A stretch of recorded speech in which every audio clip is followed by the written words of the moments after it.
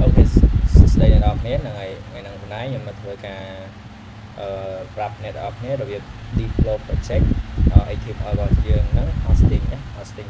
từ căn web browser vào dương nhé bạn hosting website chẳng đồ bài này chẳng nhưng mà để thế giới hosting website bài này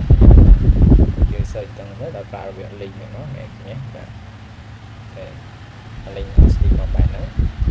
chẳng làm bài hosting bài năng bán này ta up nét tìm mũi từ miền account GitHub sẵn tại saoយើង hosting website នេះទៅតាម GitHub នេះបាទ GitHub នេះតាម GitHub នេះណាបាទអ្នកនរគ្នាអាចធ្វើអីគេhosting តាម website ផ្សេងទៀតក៏បានដែរតែខ្ញុំណែនាំឲ្យគ្នាយើងខុសតាម GitHub នេះទៅវា free បានជួយអញ្ចឹងណាបាទ GitHub នេះអូខេអញ្ចឹងដោយសារតែអីដោយសារតែខ្ញុំមាន account GitHub ហើយអញ្ចឹងខ្ញុំនឹងធ្វើការ hosting website ខ្ញុំមួយនេះ website ខ្ញុំមួយនេះបាទwebsite មួយនេះដើម្បីឲ្យអ្នកទាំងអស់គ្នាមើលណាបាទ website មួយនេះតោះអញ្ចឹងដើម្បីកុំឲ្យខាត់ពេលយូរអ្នកទាំងអស់គ្នាត្រូវចូលទៅកាន់ account GitHub សិនបាទ GitHub យើងនេះសិនអូខេយើងចូលមកវាយមកអូខេ GitHub នេះដោយសារខ្ញុំបង្កើត account ហើយអញ្ចឹងអ្នកទាំងអស់គ្នាត្រូវបង្កើត account ក្នុង GitHub ហ្នឹងមួយមកបាទនេះគឺជា account personal GitHub របស់ខ្ញុំបាទអញ្ចឹងដើម្បីហោះទៅកាន់ website បានអ្នកទាំងអស់គ្នាត្រូវមានទី1ត្រូវមាន account GitHub នេះសិនណាបាទអូខេអញ្ចឹងទី2អ្នកទាំងអស់គ្នាត្រូវបង្កើត repository វាសិន repository ហ្នឹងគឺកើតកន្លែងណាគឺកើតតែនេះអញ្ចឹងអ្នកទាំងអស់គ្នាចូលឲ្យសញ្ញាពុកនេះមកអូខេហើយចូលពាក្យថា create នេះចូលពាក្យថា new repository ចុចលើហ្នឹងមកបាទប៉ុណ្ណឹងមកអូខេបន្តមកទៀតអ្នកទាំងអស់គ្នាកន្លែងនេះកន្លែង repository name អញ្ចឹងអ្នកទាំងអស់គ្នាធ្វើការដាក់ឈ្មោះ name នៃ website របស់យើងណាអ្នកទាំងអស់គ្នាដាក់ឈ្មោះអីក៏បានដែរឥឡូវខ្ញុំដាក់អីគេដាក់ឈ្មោះខ្ញុំសោះដាក់អូខេ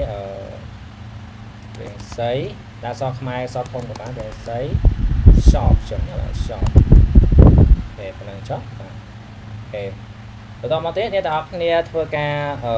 យកកន្លែងនេះគឺជំរើសរបស់យើងអ្នកទាំងអស់គ្នាចង់ដាក់ private ក៏បានគេណាឃើញទេតែបើអ្នកទាំងអស់គ្នាចង់ដាក់ public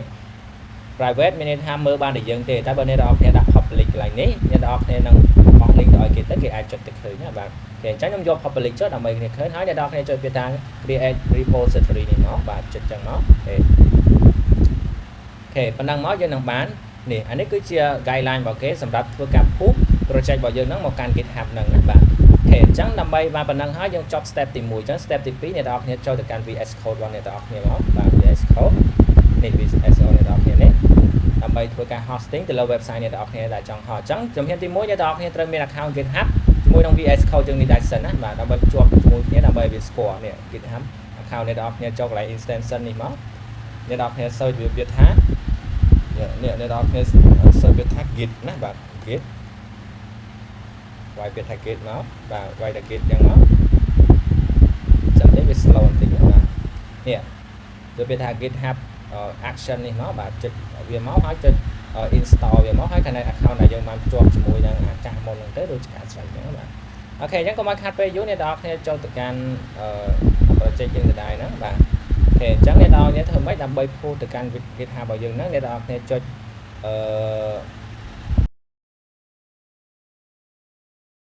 ហើយវាnew terminal ដែរនេះមកអូខេអញ្ចឹងអ្នកទាំងអស់គ្នា guideline មកគេគឺវាយគេនេះយកពាក្យថា git init អញ្ចឹងអ្នកទាំងអស់គ្នាវាយមកពាក្យថាអីគេ git init ណាបាទ enter មកបាទបន្តមកអូខេអញ្ចឹងវានឹងធ្វើការgenerate ទៅកាន់ពុកបន្តមកទៀតយើងដាក់អីគេ git add ណាបាទនេះគឺជា git add អញ្ចឹងអ្នកទាំងអស់គ្នាដាក់ git add មកបាទ git add ណាបាទអញ្ចឹងមកបាទចុចខាងមុខមួយបាទប៉ុណ្ណឹងមកអូខេ git add ប៉ុណ្ណឹងហើយបន្តមកអ្នកទាំងអស់គ្នាវាយ comment តទៀត git អីគេ git commit ណាបាទហើយ /m ហើយ for commit មានន័យថាយើងចង់ comment អីក៏បានដែរអញ្ចឹងអ្នកទាំងអស់គ្នាវាយទៀតមកអូខេ git commit ហើយ /m ហើយនេះគឺជា comment យើងដាក់មក push ឬក៏អីគេnew upload mìnhដាក់ upload code to GitHubចឹងណាបាទ Git ចឹងណាបាទតែស្អីក៏បានដែរស្រាប់យើងទេហើយបិទមានគេដល់ enter មួយមកអូខេបាទប៉ុណ្ណឹងមកវានឹងធ្វើការ deploy របស់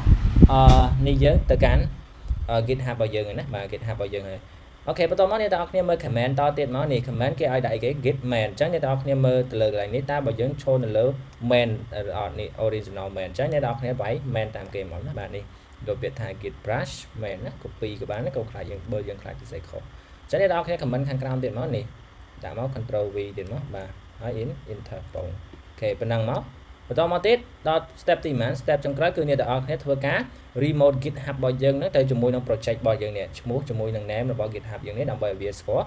គ្នាបាទអញ្ចឹងអ្នកទាំងអស់គ្នាគ្រាន់តែ control C copy មកបាទអូខេហើយអ្នកទាំងអស់គ្នាធ្វើការផាសខាងក្រោមទៀតមកអូខេផាសខាងក្រោមទៅហើយ enter បងអូខេប៉ុណ្ណឹងមកវានឹងធ្វើការ remote ទៅកាន់ link របស់ GitHub account GitHub ដែលយើងបង្កើត repository ថ្មីមិញហ្នឹងបាទអូខេបន្តមកទៀតអ្នកទាំងអស់គ្នាធ្វើការ push អ្នកទាំងអស់គ្នាធ្វើការ copy code នេះទៀតមកបាទអូខេ copy ចឹងមកបាទ copy ចឹងហើយអ្នកទាំងអស់គ្នាផាសតទៀតមកអូខេបាទ control ដល់ផាស control វិញមកហើយប៉ុណ្ណឹងមក enter បងបាទប៉ុណ្ណឹងមករងចាំបន្តិចវានឹងធ្វើការ upload ទៅនេះឃើញទេ upload code របស់ project របស់យើងចូលទៅកាន់ account GitHub ដែលយើងបាន download មកមិញណាបានបង្កើត repository វាមិញណាបាទអញ្ចឹងរកចាំវាឲ្យដើរបន្តិចទៅនេះ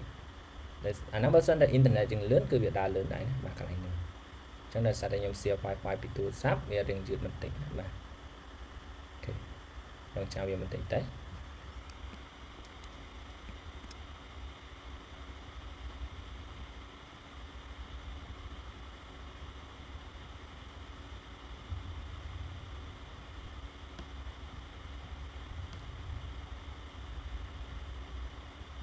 យើងវិញអ្នកនរគ្នាអត់ទាន់ឃើញចឹងអ្នកនរគ្នាធ្វើការចុច refresh វាមក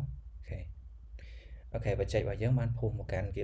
GitHub បានទៅជោគជ័យហើយនេះគឺជា comment របស់យើងដែលយើងទៅ save ដល់ពេលដែលយើង upload code Git ហ្នឹងបាទអូខេអញ្ចឹងប៉ុណ្ណឹងអ្នកនរគ្នាអត់ទាន់បាន hosting ទាន់តែ deploy បច្ចេកយើងមកកាន់ GitHub ទេអញ្ចឹង website របស់យើងក៏អត់ទាន់បានដំណើរការដែរអញ្ចឹងដើម្បីបាន link ដើម្បីបោះទៅឲ្យគេចូលទៅមើល website របស់យើងអញ្ចឹងអ្នកនរគ្នាចូលត្រូវធ្វើមួយ step ទៀតគឺហើយណាបាទអូខេអញ្ចឹងអ្នកនរគ្នាត្រូវចូលទៅកាន់ setting នៃ GitHub របស់យើងបែបនេះសិនបាទចូលទៅកាន់ setting បាទបន្តមកទៀតអ្នកនរគ្នារកពាក្យថា page នេះរកពាក្យថា page នេះបាទចុចលើ page ហ្នឹងមកអូខេបន្តមកទៀតកន្លែងនេះអ្នកនរគ្នាធ្វើការដូរកន្លែងនេះដូរកន្លែង deploy នេះមកពាក្យថា git action នេះយើងយកពាក្យថា git action នេះមកអូខេអញ្ចឹងមកបាទដល់ប៉ុណ្ណឹងហើយអ្នកនរគ្នានឹងឃើញពាក្យថានេះ config static html នេះ by GitHub action static html deploy file of his repository to beer មានន័យថាកន្លែងហ្នឹងជាកន្លែងដែលយើងធ្វើការ hosting website របស់យើងដើម្បីគេចុច link ទៅចូលទៅកាន់ website របស់យើងអញ្ចឹងបាទ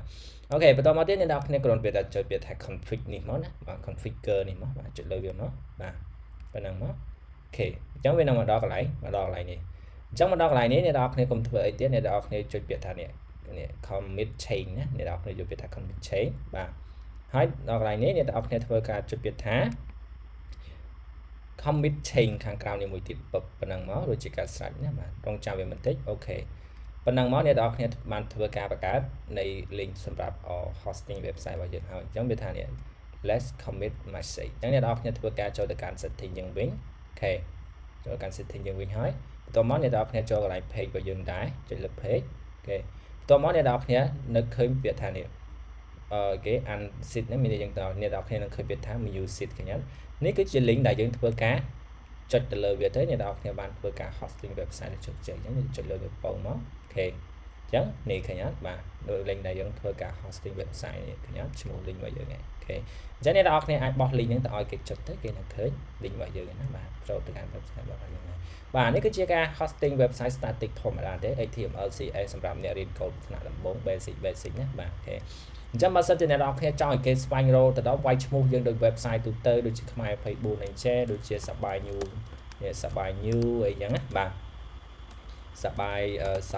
យ new អីចឹងអ្នកនរគ្នាត្រូវទិញ domain វាណាបាទត្រូវទិញ domain វាទៅគេអាច search បានតែអានេះយើងគ្រាន់តែយើង static deploy